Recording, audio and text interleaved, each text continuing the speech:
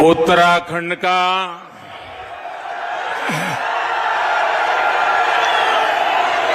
सभी दाना सयाणों,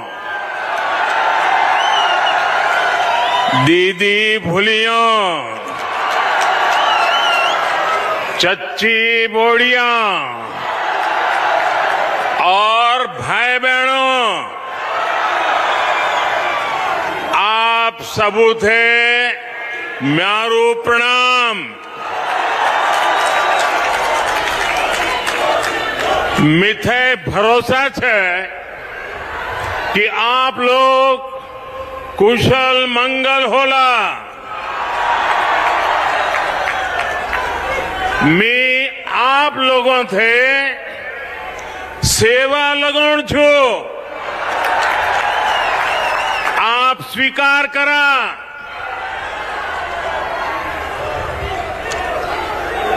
उत्तराखंड के गवर्नर श्रीमान गुरमीत सिंह जी, यहां के लोकप्रिय ऊर्जावान मुख्यमंत्री श्रीमान पुष्कर सिंह धामी जी, केंद्रीय मंत्री परिषद के मेरे सहयोगी प्रहलाद जोशी जी, अजय भट्ट जी,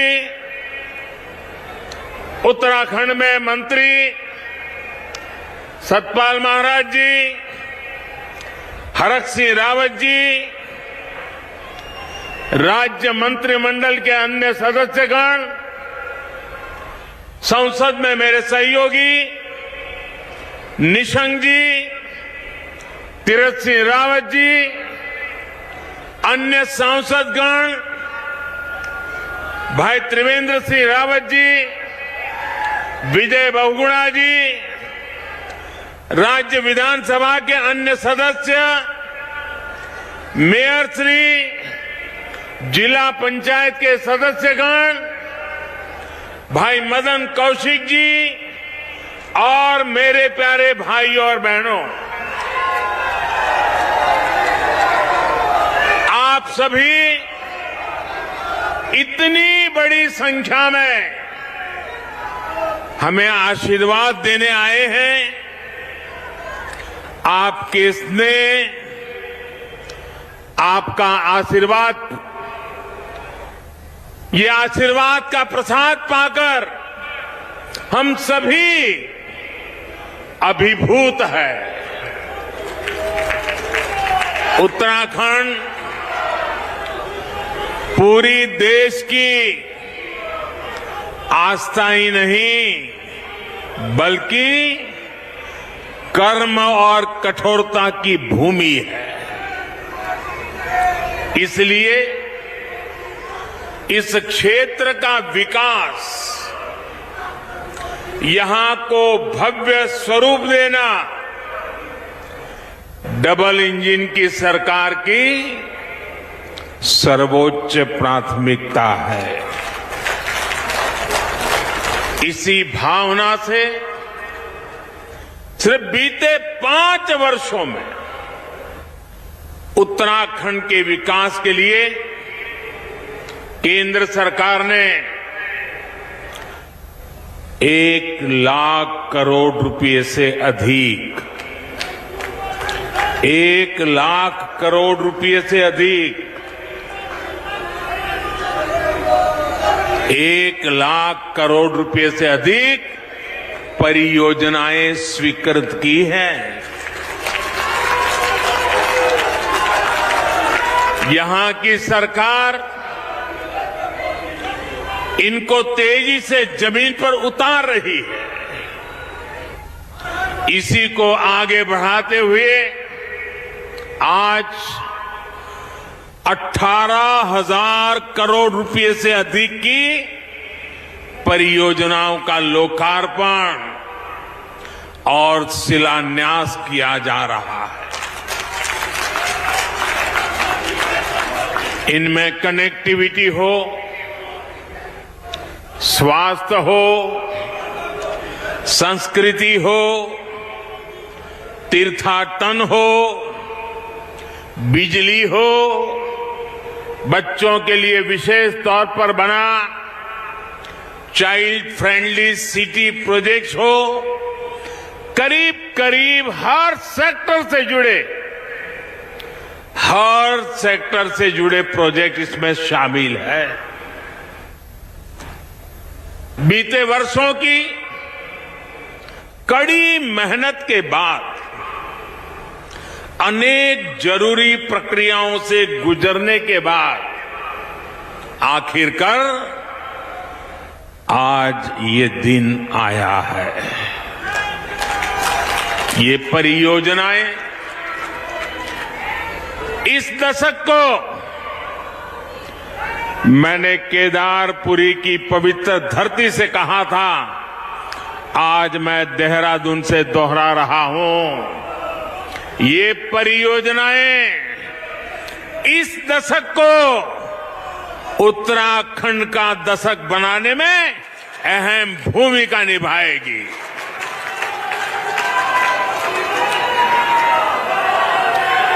इन सभी प्रोजेक्ट्स के लिए उत्तराखंड के लोगों का बहुत बहुत अभिनंदन करता हूं, बहुत बहुत बधाई देता हूं।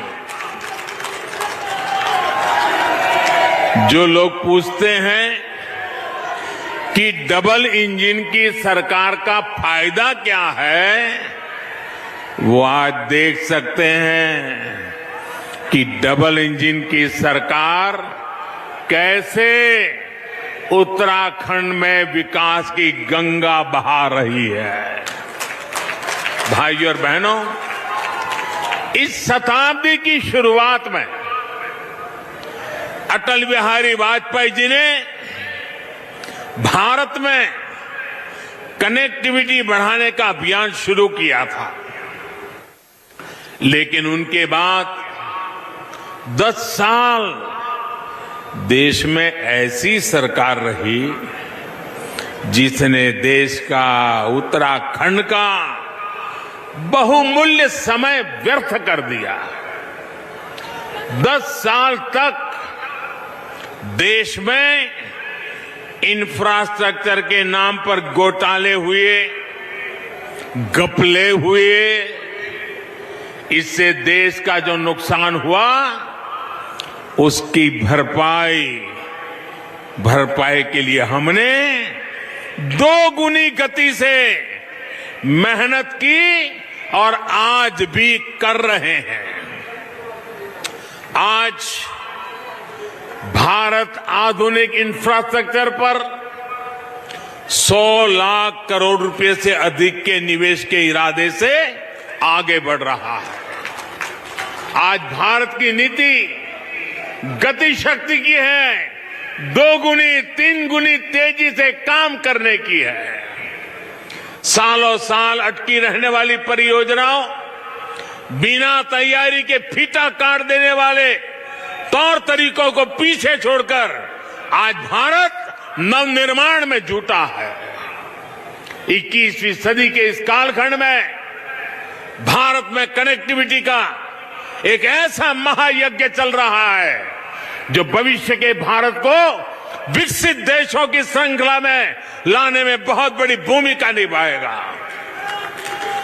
इस महायज्ञ का ही एक यज्ञ आज यहां देवभूमि में हो रहा है। भाइयों और बहनों, इस देवभूमि में श्रद्धालु भी आते हैं, उद्यमी भी आते हैं, प्रकृति प्रेमी सैलानी भी आते हैं। इस भूमि का जो सामर्थ्य है उसे बढ़ाने के लिए यहां आधुनिक इंफ्रास्ट्रक्चर पर अभूतपूर्व काम किया जा रहा है। 4 धाम ऑल वेदर रोड परियोजना के तहत आज देवप्रयाग से श्रीकोट और ब्रह्मपुर से कोडियाला, वहां के प्रोजेक्ट का लोकार्पण किया गया है। भगवान बद्रीनाथ तक पहुंचने में लामबगड़ लैंडस्लाइड के रूप में जो रुकावट थी, वो भी अब दूर हो चुकी है।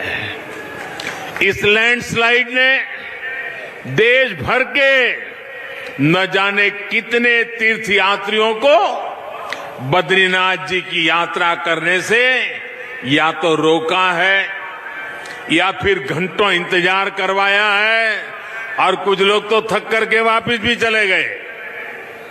अब बद्रीनाथ जी की यात्रा पहले से ज्यादा सुरक्षित और सुखद हो जाएगी।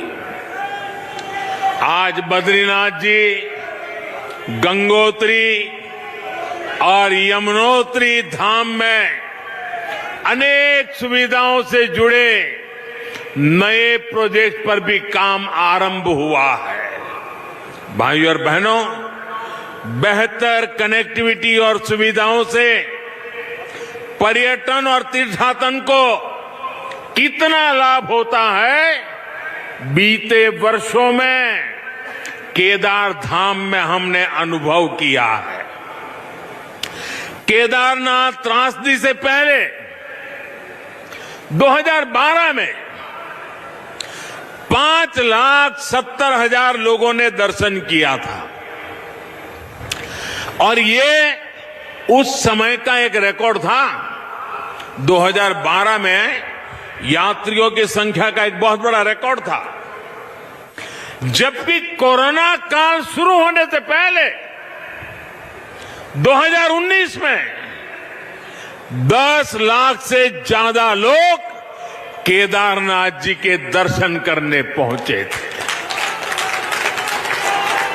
यानी केदार धाम के पुनर्निर्माण ने न सिर्फ श्रद्धालुओं की संख्या बढ़ाई, बल्कि वहां के लोगों को रोजगार, स्वरोजगार के भी अनेकों अवसर उपलब्ध कराए हैं।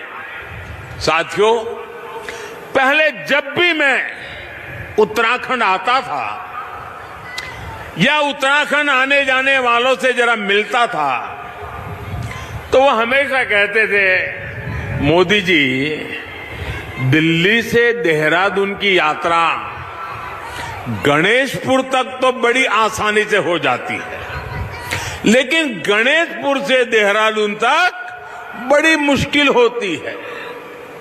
आज मुझे बहुत खुशी है कि दिल्ली देहरादून इकोनॉमिक कॉरिडोर का शिलान्यास हो चुका है। जब ये बनकर तैयार हो जाएगा तो दिल्ली से देहरादून आने जाने में जो समय लगता है वो करीब करीब आधा हो जाएगा। इससे न केवल देहरादून के लोगों को फायदा पहुंचेगा, बल्कि हरिद्वार, मुजफ्फरनगर, शामली, बागपत और मेरठ जाने वालों को भी सुविधा होगी। ये आर्थिक गलियारा अब दिल्ली से हरिद्वार आने जाने के समय को भी कम कर देगा। हरिद्वार रिंग रोड परियोजना से हरिद्वार शहर को जाम की बरसों पुरानी समस्या से मुक्ति मिलेगी। इससे कुमाऊं क्षेत्र के साथ संपर्क भी और आसान होगा। इसके अलावा ऋषिकेश की पहचान हमारे लक्ष्मण झूला, ये लक्ष्मण झूला पुल के समीप एक नए पुल का शिलान्यास भी आज हुआ है। भाइयों और बहनों, दिल्ली देहरादून एक्सप्रेसवे पर्यावरण सुरक्षा के साथ विकास के साथ हमारे विकास के मॉडल का भी प्रमाण होगा। इसमें एक तरफ उद्योगों का कॉरिडोर होगा, तो इसमें एशिया का सबसे बड़ा एलिवेटेड वाइल्ड लाइफ कॉरिडोर भी बनेगा। ये कॉरिडोर यातायात तो सरल करेगा ही, जंगली जीवों को भी सुरक्षित आने जाने में मदद करेगा। साथियों, उत्तराखंड में औषधीय गुण वाली जो जड़ी बूटियां हैं, जो प्राकृतिक उत्पाद है, उनकी मांग दुनिया भर में है। अभी उत्तराखंड के इस सामर्थ्य का भी पूरा उपयोग नहीं हो सका है।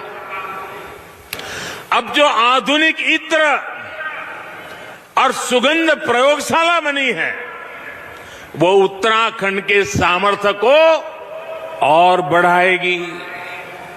भाइयों और बहनों, हमारे पहाड़, हमारी संस्कृति, हमारी आस्था के गढ़ तो है ही, ये हमारे देश की सुरक्षा के भी कीले हैं।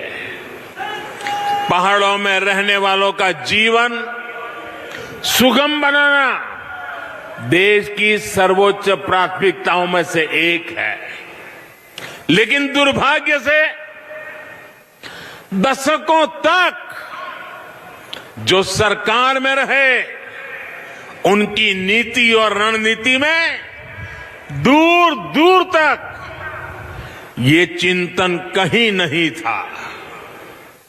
उनके लिए उत्तराखंड हो या हिंदुस्तान के और क्षेत्र, उनका एक ही इरादा रहता था, अपनी तिजोरी भरना,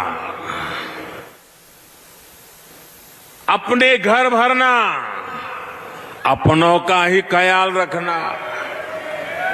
भाइयों बहनों,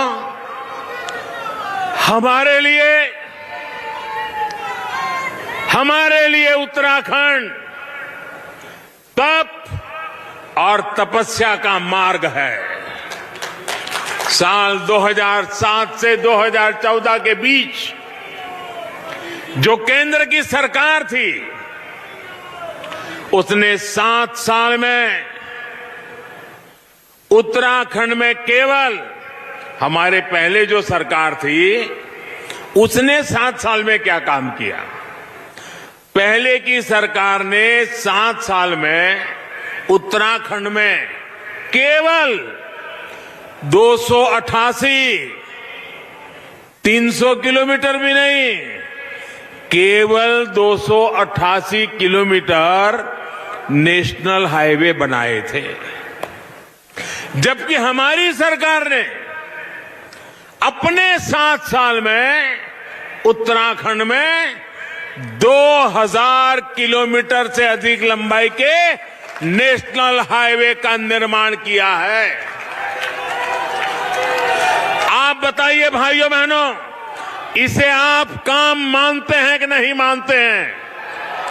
इसे आप काम मानते हैं कि नहीं मानते हैं?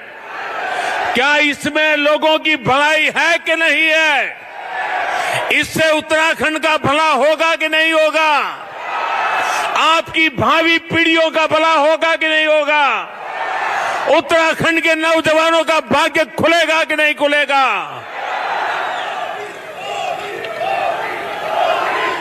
इतना ही नहीं,